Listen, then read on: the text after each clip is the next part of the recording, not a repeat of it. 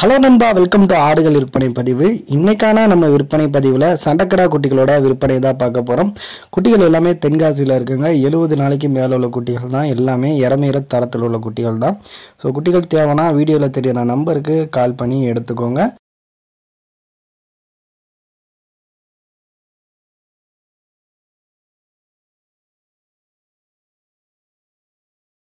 ரெண்டு டு 3 மாதத்துக்குள்ளே இருக்கிற குட்டிகளோட ரேட்டுன்னு பார்த்தீங்கன்னா ஜோடி ரேட்டு 9,000 12,000 வரைக்கும் இருக்குங்க. குட்டியோட கலரு சைஸை பொறுத்து ரேட்டு இருக்கும்.